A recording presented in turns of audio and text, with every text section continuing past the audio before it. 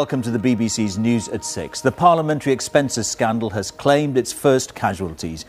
Eric Morley, a former Labour minister, has been suspended by the party. Records show he claimed £16,000 for a mortgage he'd already paid off. From the Conservative Party, David Cameron's top aide, the MP Andrew Mackay, resigned when it was discovered that he and his wife, also an MP, were doubling up on their second home allowances. They've received at least £170,000 in the last 4 years. Here's Nick Robinson on a day of reputations ruined and careers threatened. You helped to pay this man for a mortgage he didn't have, and you helped to pay for his other house, even when he rented it to another MP, whose rent you also helped to pay. Now he is paying not just with a cheque, but with his job. This was the day the Prime Minister and much of his cabinet came to launch Labour's European and local election campaign. It became a day he had to get tough with the man who was his advisor on climate change. We have a right to expect the highest standards of everybody in public life. And where these standards are transgressed, and where mistakes are made, and where errors that have to be rectified are shown to be there, we have got to take action. That's why today we've suspended from the Parliamentary Labour Party Eric Morley because of the allegations that are serious that have been made against him. This is Eric Morley's home in Scunthorpe. Even after he paid off his mortgage, he claimed £800 for month after month after month, racking up £16,800 in false claims. Then he went on to claim for his London home, even though he'd rented it to a fellow Labour MP, who was already claiming that money back. Mr Morley, a former Environment Minister, issued a statement saying, "I accept that I've made a mistake in this case. I've rectified it in full. I deeply apologise for such sloppy accounting in a very loose and shambolic allowance system. But there is nobody to blame but myself, and I take full responsibility for this." On the streets of his constituency in Scunthorpe, voters were predictably less than impressed. If it was us that had done that, they would have put us in clink, because we've been stealing, so why not put them in and all? We'd be taken to court if we'd done that. And so I think that equally, I think MPs should be too. I'm absolutely appalled at it, and it's quite a few that are doing it, and it's our money that they're taking. Today, another MP, the Tory Andrew Mackay, paid with his job as David Cameron's parliamentary aide after revealing that the taxpayer was paying for not one home, but two, for him and his wife, who's also a Tory MP. I feel that it is important to apologise.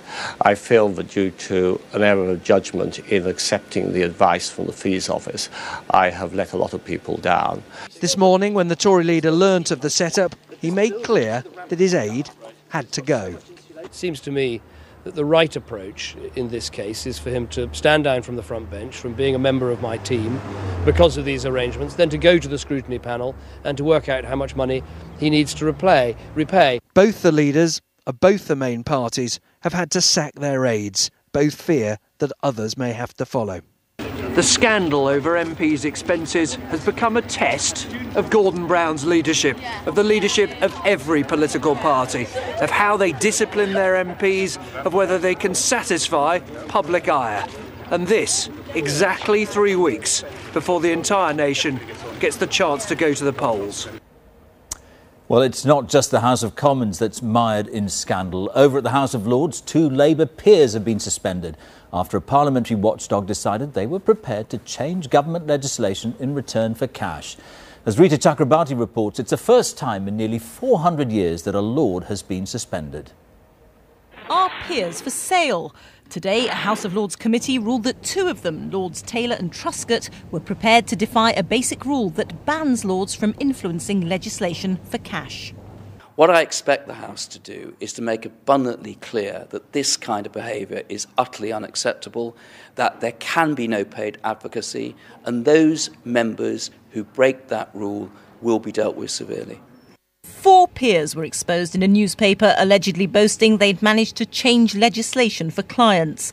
2 of them, Lord Truscott, a former energy minister, and Lord Taylor, a former leader of Blackburn Council, were today found to be breaching the rules. It was at this central London hotel that part of the Sunday Times sting operation happened. Reporters posing as lobbyists asked Lord Truscott to undertake some paid advocacy work for them. He agreed to work behind the scenes for a fee of £72,000.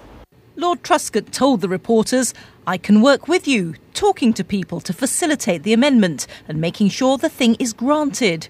Lord Taylor told them, "I will work within the rules, but the rules are meant to be bent sometimes." Well, in this article, the day after the story came out, Lord Taylor appealed to the House. If I have done anything that has brought this House into disrepute, I most humbly apologise. Today, the investigating committee ruled that he'd shown a disdain for the rules and Labour has suspended him. Lord Truscott resigned from the party a few days ago. The last time a peer was suspended from the Lords was nearly 400 years ago. Next week, the two guilty peers are likely to be suspended for 6 months. These are bleak times indeed for the Palace of Westminster. Rita Chakrabarti, BBC News. What a week it's been. Leaks, resignations and suspensions. MPs have been queuing up